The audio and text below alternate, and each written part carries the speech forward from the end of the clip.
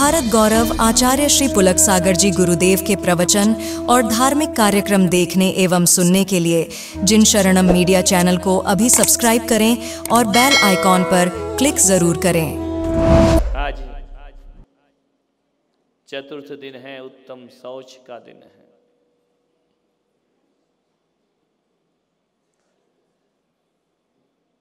पवित्रता का दिन है, पावनता का दिन है, निर्मलता का दिन है, स्वच्छता का दिन है, शुचिता का दिन है,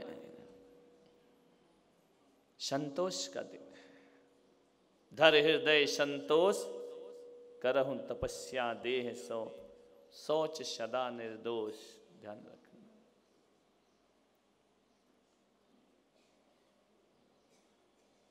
गंगा नहाए, जमुना नहाए, पवित्र नदियों में, सरस्वती में नहा लिया। भगवान कहते हैं तन को धोने से शुद्धि नहीं हुआ करती है। नित गंग जमुन समुद्र नहावे, कौन विधि घट शुचि कहे। गंगा नहाने से पाप नहीं धुला करते हैं, यमुना में नहाने से पाप नहीं धुला करते हैं। यदि गंगा और यमुना में नहाने से मुक्ति हो जाती तो जैन दर्शन कहता है मछली और मगरमच्छ सबसे पहले मोक्ष को प्राप्त कर लेते। ध्यान रखना, इससे मुक्ति नहीं होती है। आज तन की पवित्रता की नहीं, मन की पवित्रता का धर्म है। मन को पवित्र करो, मन को पावन बनाओ, मन को निर्मल बनाओ। कहना बहुत आसान है कि रुपया पैसा हाथ का मैल है, छूटता है क्या?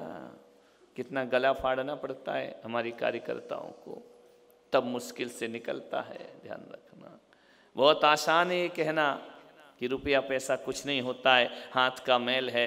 इस धरा का इस धरा पे सब धरा रह जाएगा। इन लाइनों को बोलना और जीना जमीन आसमान का अंतर हुआ करता है। ध्यान रखना, ज्यों ज्यों लाभ होता है ना, त्यों त्यों लोभ बढ़ता है। जितना मिलेगा और और और और और। लोभ की तासीर है कि वह बढ़ते रहता है, बढ़ते रहता है, आशाएं बढ़ाता है, आश्वासन देता है, और हो जाता और हो जाता और हो जाता। है इंसान नादान, कितना चाहिए तुझे अपनी जिंदगी में? कितना बटोरेगा? बाजार में हजारों लाखों आविष्कार होते हैं, सबसे अपना घर भर लेगा क्या? नहीं। धर हृदय संतोष, कहीं तो फुल स्टॉप लगाओ, कहीं तो कामा लगाओ, कहीं तो अल्प विराम लगाओ, वरना कुछ नहीं मिलने वाला है। नादान है आदमी, सामान बचाने में जिंदगी गंवा देता है, वस्तुओं को बचाने में, रुपया पैसा बचाने में, धन मकान बचाने में अपने आप को गंवा देता है।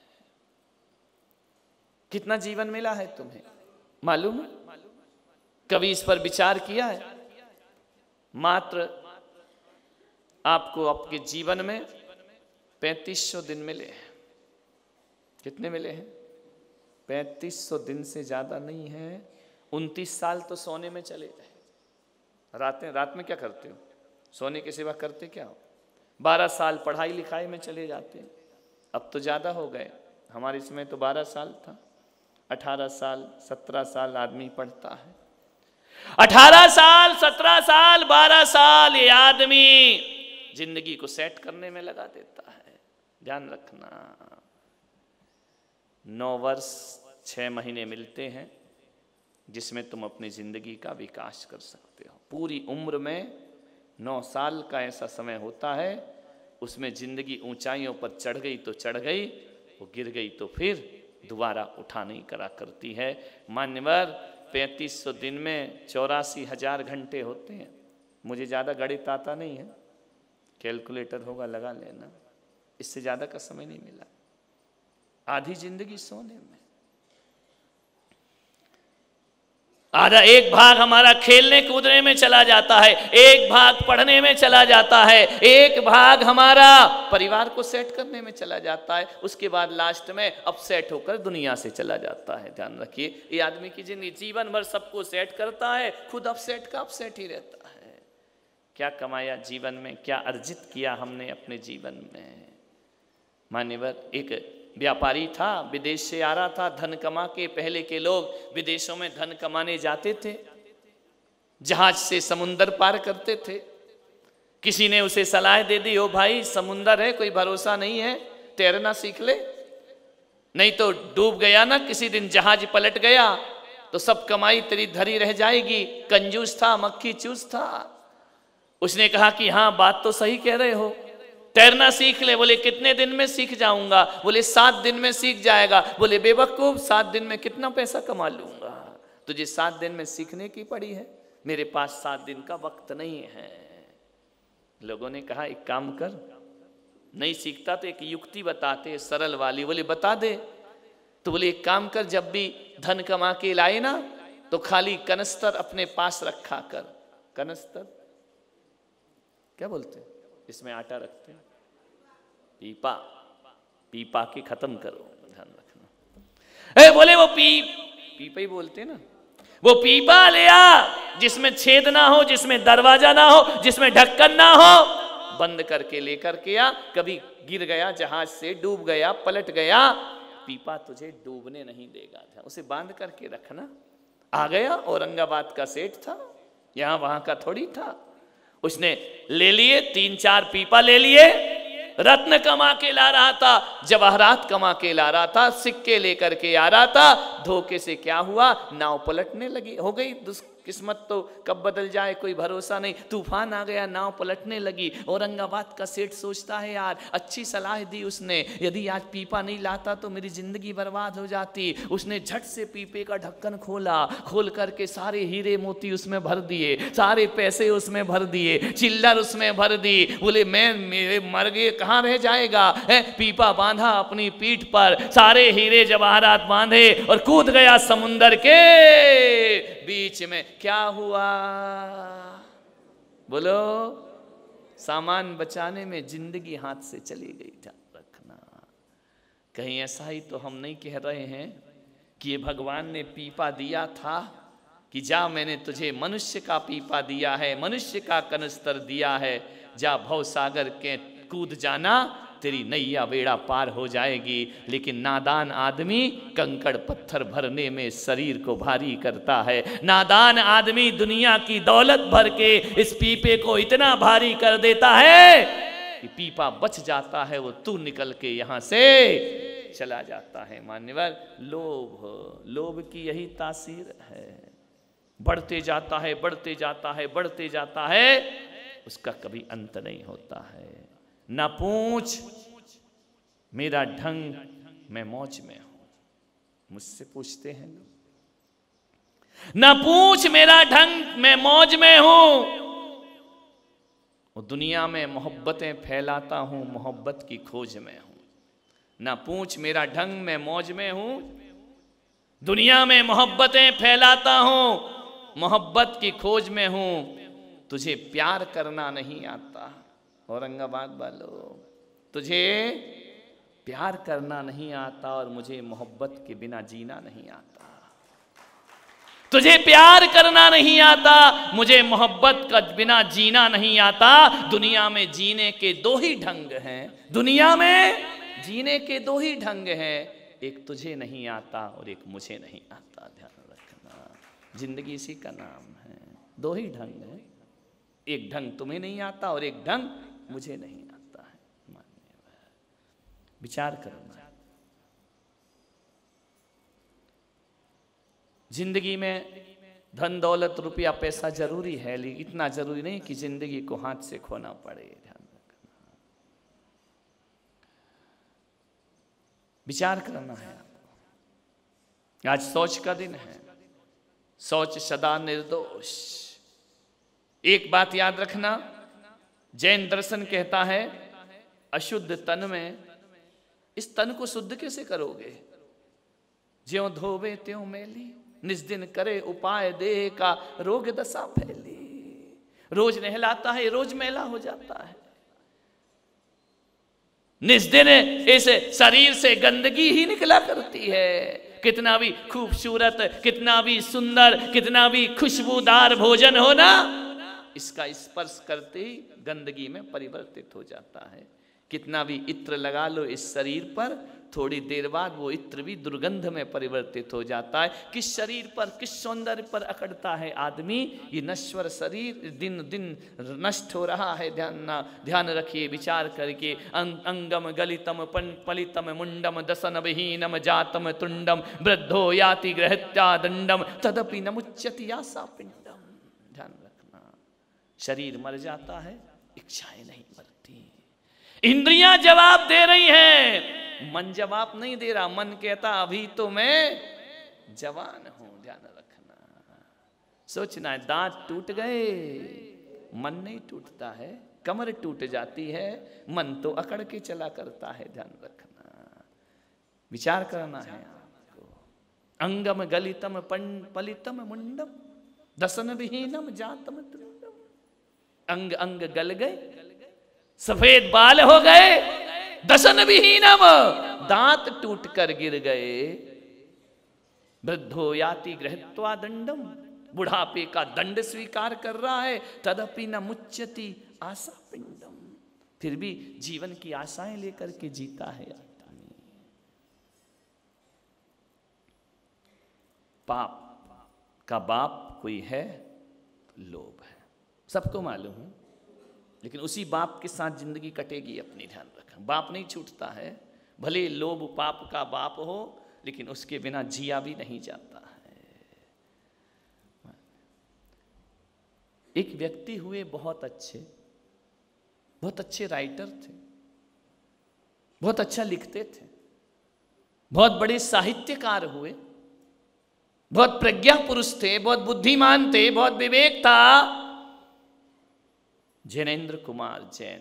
ध्यान रखना, बहुत अच्छा लिखते थे। उनकी किताबें आज भी पढ़ी जाती हैं। लेकिन उनके माता पिता ने उनका नाम जिनेंद्र रख दिया, लेकिन कभी वो जिनेंद्र के आगे झुके नहीं।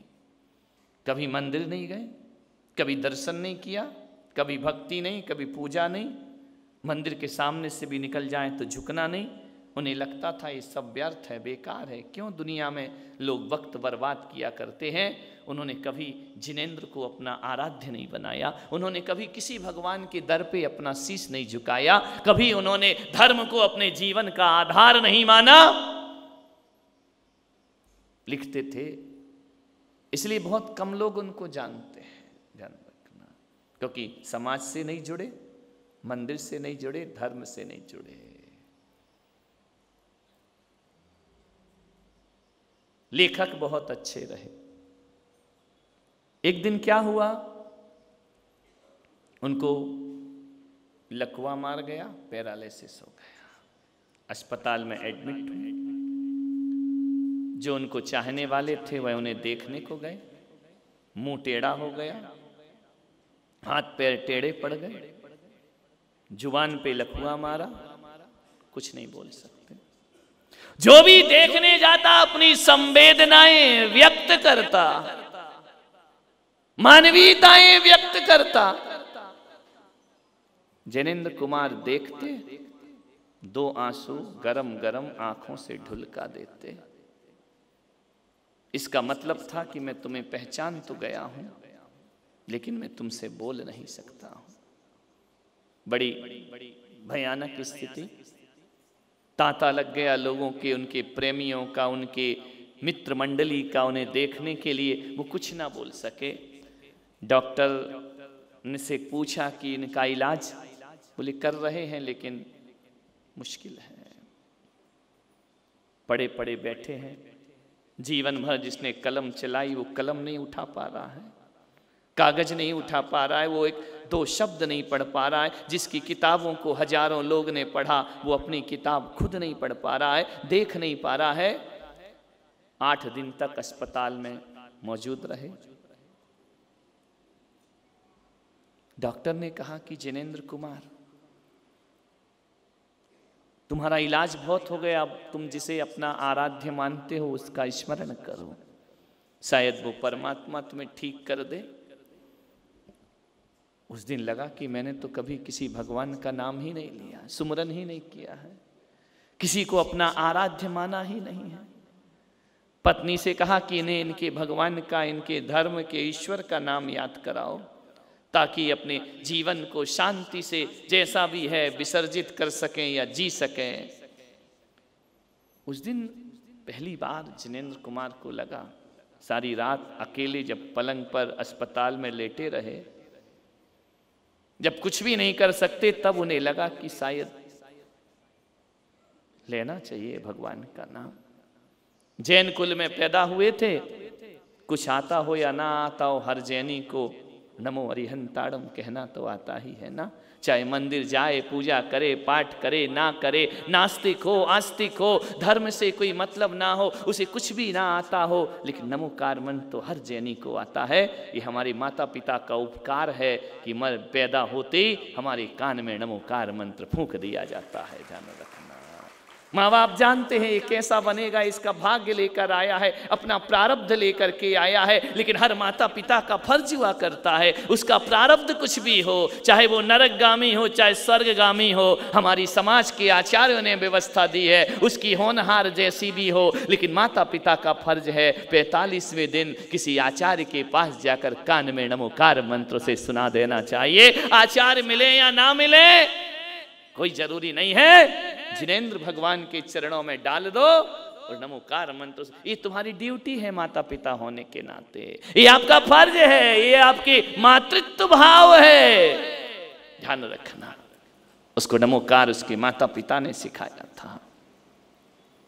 पहली बार बोले नमो अरिहंताड़म, पूरी जिंदगी गुजर गई, 60 साल 70 साल, बचपन के बाद कभी नमो अरिहंताड़म नहीं बोला, लेकिन ऐसा संस्कार मिला था जिनेंद्र के चरणों में, उसने जिंदगी में दोबारा नहीं बोला, लेकिन वो भूला भी नहीं। ध्यान रखना, नमोकार मंत्र कोई भूलता है क्या?